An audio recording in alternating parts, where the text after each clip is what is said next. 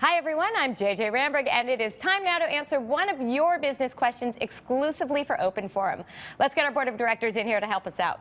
Gene Marks is the president and founder of the Marks Group, and he is a columnist for the Washington Post. And serial entrepreneur Jen Groover is the founder of the lifestyle brand Empowered by Jen Groover. Good to see both of you. Good to see you. All right, let's get to the question. It is about whether or not you need a lawyer. So when we first started our company, my brother and I would sign all our contracts. My question is, at what point do you realize you need legal counsel in order to sign the contracts and review the contracts for the larger and larger work that we're going after?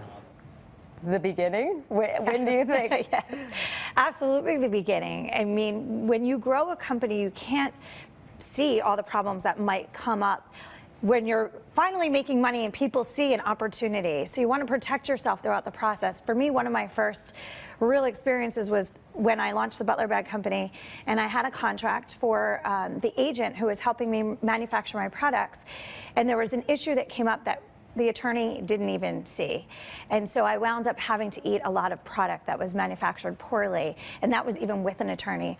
So you want to not only make sure that you have an attorney looking at it, but an attorney who has looked at contracts like that before, who can foresee problems coming up that you might not be able to see for yourself, to protect that and then script that out into the contract. I mean, here's the thing, you never know what you don't know. You know, right? I mean, attorneys are really expensive, and I get that, and I'm one of the worst offenders of not using attorneys when I should be using an attorney. But the biggest thing that I've learned from other clients of mine is to try and do as much of the legwork as you can up front, right? Like if you've got a contract with your own clients, try and use some other example contracts that you might have bumped into, form your own contract, and then you want to hand it off to an attorney to review it and give you comments back on it. Some of the worst offenses I've seen among clients sometimes is they just turn the entire thing over to an attorney and say, oh, you do it all, you handle it all, and you know, they're running up all sorts of hours and chargeable time. So yes, absolutely use an attorney as early as possible, but try and do as much as you can yourself up front and then use them in an advisory role. You can save some money that way. Right, limit your time. And what we do all the time is we write down our questions ahead of time. Right.